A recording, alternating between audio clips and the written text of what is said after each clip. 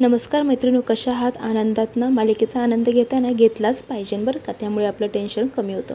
तर इथे आता आज नंदिनी जीवाला मनवण्यासाठी देशमुखांच्या घरी येणार आहे. तर काव्या आणि पार्थ दोघेही बाहेर फिरायला जाण्यासाठी जाणार आहे. तर चला नक्की काय होते जाणून घेऊया. सुरुवातीला मोहितेंच्या घरी नंदिनीचे बाबा तिला शोधत असतात.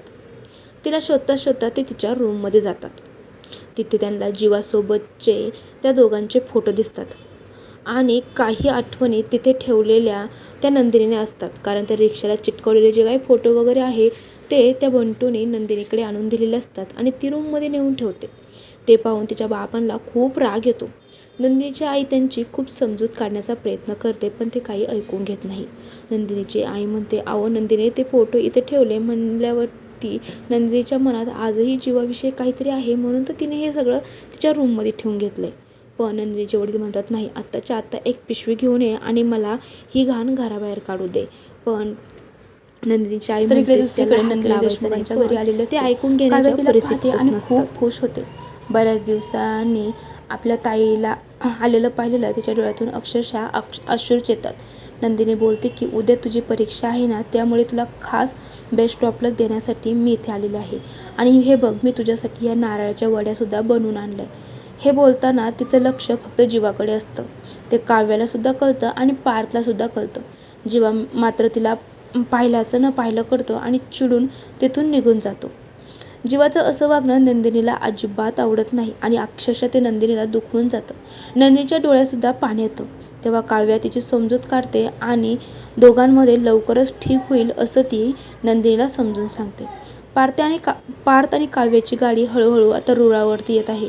हे पाहून नंदिनीला खूप आनंद होतो आणि ती म्हणते, तुम्ही असेच नेहमी खुश राहा. काव्या म्हणते, हळूहळू तुमचंही असंच होणार आहे. आज माझा जरी एक्झाम असला ना, तरी तुलासुद्धा इथे एक पेपर द्यायचा आहे.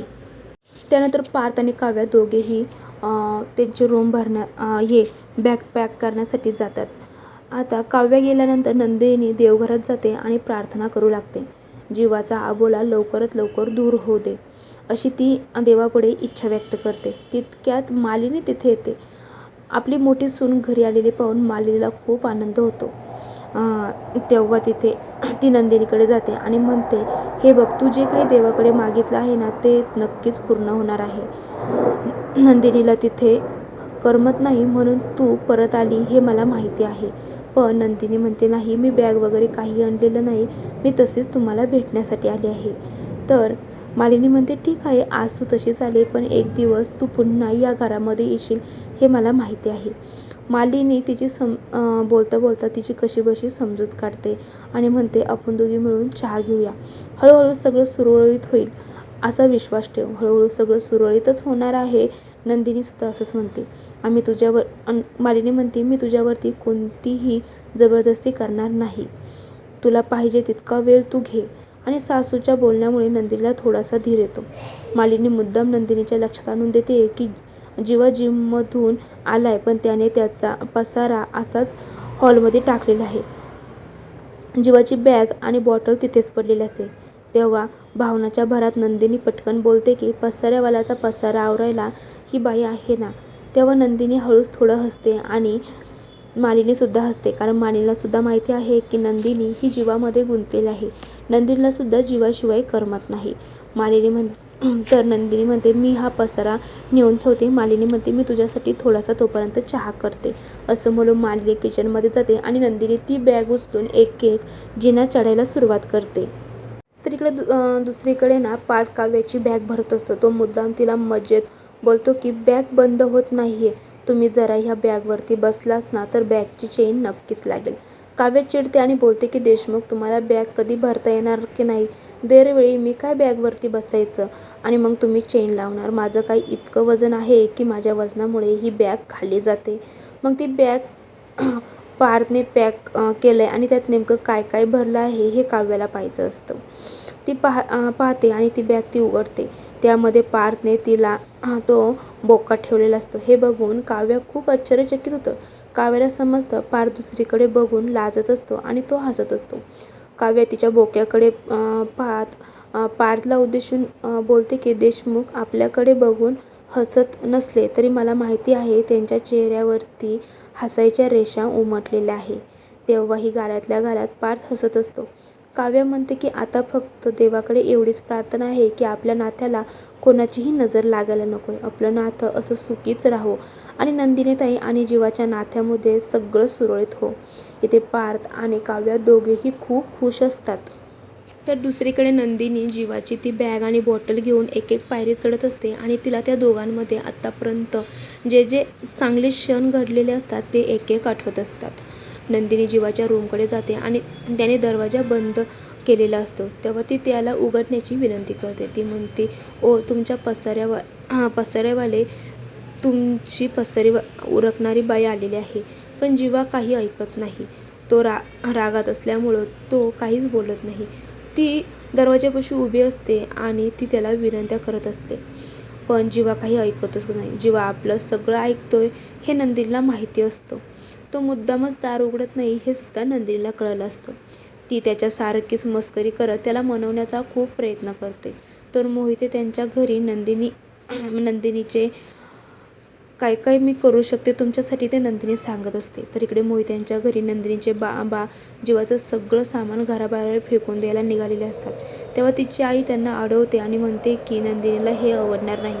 तिने हे सगळं सामान जपून ठेवलं आहे याचा तुम्ही जरा विचार करा. तिचा जीवाच्या या आठवणी आहेत तिच्यासाठी. आता मोहित्यांच्या घरी राहत जरी ती असली ना तरी तिचं मन पूर्णपणे देशमुख झालेलं आहे. त्यामुळे तुम्ही आता हा हट्ट सोडा आणि तिला जीवाकडे जाऊ द्या. तरीही नंदिनीचे बाबा खूप रागवलेले असतात आणि ते त्या रूममधून निघून जातात. नंदिनी जीवाला म्हणवत असते पण जीवा काही ऐकत नसतो. पण नंदिनी काय बोलते हे ऐकण्यासाठी जीवा दरवाजाजवळ येतो. नंदिनी म्हणते, जीवा मला माहिती आहे तुम्ही जवळ येऊन थांबलाय पण दरवाजा उघडत नाहीये. पण जीवामधून काहीच रिस्पॉन्स देत नाही. नंदिनी म्हणते, आहो हो नाही काहीतरी बोला ना तुम्ही. तेवढ्यात नंदिनी एक शक्कल लढवते आणि तिच्या ते घड्याळाची ती बटन दाबते. ते जीवाच्याही लगेच घड्याळ वाजू लागतं आणि तो दरवाजातच असतो हे नंदिनीला कळतं. तर नंदिनी म्हणते, अहो तुम्हीच म्हणता ना जर माणसाला मनवलं तर ते मनवतात म्हणून. जीवा म्हणतो, मला पहिलं काहीच आठवत नाही आहे. असं म्हणल्यावरती आता नंदिनी जिना उतरून पुन्हा हॉलमध्ये येते.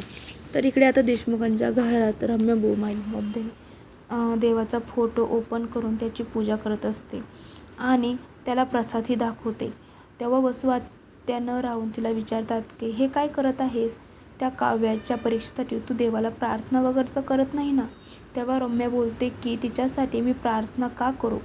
उलट तिला माझ्या पार्थबरोबर जाऊच नये असं काहीतरी मी देवाकडे मागत आहे. तिला जर ती पार्थबरोबर गेली ना माझा तिला तळतळाट लागेल. वसू आता म्हणते, अगं शांत हो. काव्या तिच्या परीक्षेला निघते तेव्हा तिचे सासू-सासरे तिला आशीर्वाद देतात. परीक्षेत खूप चांगले मार्क मिळव त्यासाठी ते तिला देवापुढे प्रार्थना करायला सांगतात. पार्थ तिच्यासाठी एक पाऊल पुढे टाकतोय हे बघून सर्वांना खूप बरं वाटत असतं. पार्थचे बाबा म्हणतात की तू आता येईपर्यंत जीवा आणि नंदिनीची गाडीसुद्धा रुळावरती येणार आहे. मालिनी म्हणते, येताना खूप घाई करू नका, मध्ये लोणावळ्यामध्ये जरा थांबा आणि आम्हाला चिक्की वगैरे घेऊन या. तर इथे लगेच नंदिनीला हसायला येतं आणि काव्य आता नंदिनीकडे बघते तेव्हा नंदिनी एकटक जीवाच्या रूमकडे बघत असते. काव्या तिला समजवते, म्हणते, हे बघ सर्व काही ठीक होणार आहे, तू टेन्शन घेऊ नको. जसं पार्थ आणि माझ्यामधलं सुद्धा आता सगळं सॉर्ट आऊट झालं आहे तसं तुमच्या दोघांमध्ये सुद्धा होणार आहे. त्यानंतर काव्या मालिनी कुंदही साखर घेते आणि परीक्षेसाठी बाहेर जाते. आता पुढील भागामध्ये नक्की काय होणार आहे जाणून घेण्यासाठी चॅनलला सबस्क्राईब करा, व्हिडिओला नक्की लाईक करा. थँक्यू.